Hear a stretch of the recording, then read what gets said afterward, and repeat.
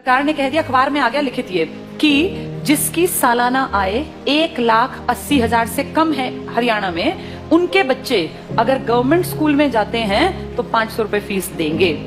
Free में नहीं, 500 रुपए फीस देनी पड़ेगी। और अगर उनके बच्चे प्राइवेट स्कूल में जाते हैं तो सरकार उनको 1100 रुपए देगी। ये तो उनको मिलेंगे अगर उनके बच्चे जाएंगे तो, और ये उनको देने हैं।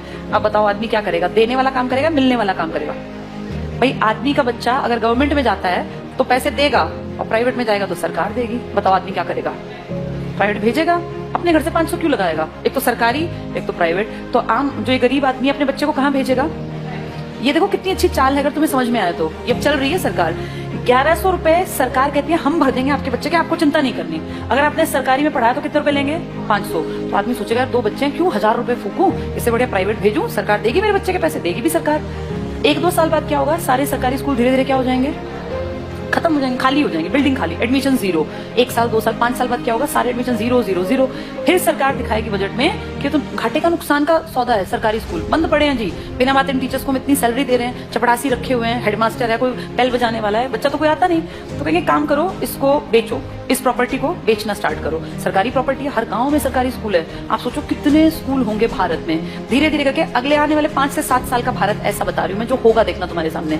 ये सारे स्कूलों का दाम निकलेगा, दाम इन द सेंस भाई जहां जितनी महंगी प्रॉपर्टी है वहां महंगा। अब कौन खरीदेगा पूरे देश की बेल्ट को? जिसके पास पैसा है। तुम और मैं तो नहीं खरीद सकते देश के स्कूल, तो उस देश के पूरे स्कूलों को खरीदने का किसके पास पैसा है?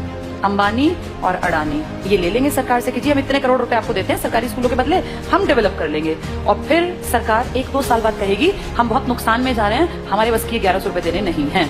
अब गरीब आदमी फंस गया, उसका बच्चा उस टाइम तक 7वीं में पहुंच गया, मान लो पहली से स्टार्ट किया था, 5-6 साल दिए पैसे, अब अटका दिया, हम तो नहीं देंगे पैसे, पढ़ाना है पढ़ा लो, नहीं तो अनपढ़ रख लो।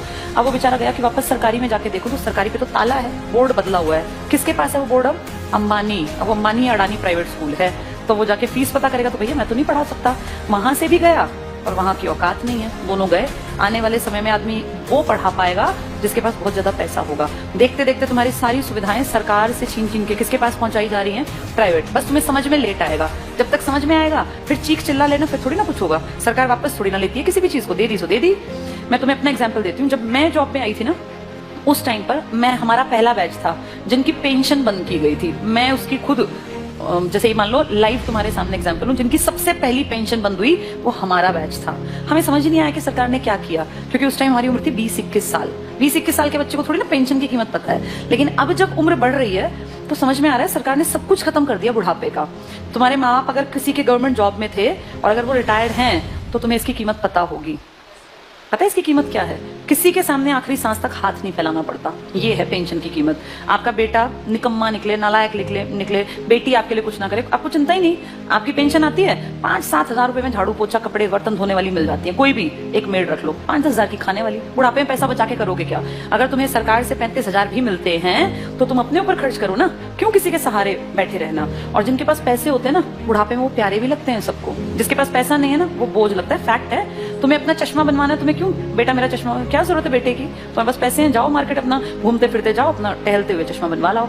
ये कीमत बुढ़ापे में जाके अकल आती है। हमारे बैच ने कुछ नहीं किया, मुझे भी समझ नहीं थी, अकल ही नहीं थी। लेकिन अब जब एज बढ़ रही है ना और हम देख रहे हैं दुनिया को, तब समझ में आ रहा है कि सबसे कीमती चीज इंसान के पास बुढ़ापे में पेंशन होती है। मेरे खुद के फादर पेंशनर हैं, तो हमें दिखता है कि पेंशन की जो वैल्यू है ना वो किसी चीज की नहीं है। इतना रखा पैसा आप यूज नहीं कर पाते। महीने के जब वो 30 हजार आते हैं ना, तो आपको लगता है यार मैं तो जब तक जीऊंगा आखिरी सांस तक ये तो आने ही आने हैं, और ये बढ़नी आप फ्री होकर काम करते हैं। लेकिन ये अकल उनको थी जो पेंशन यूज कर रहे थे या बुढ़े थे।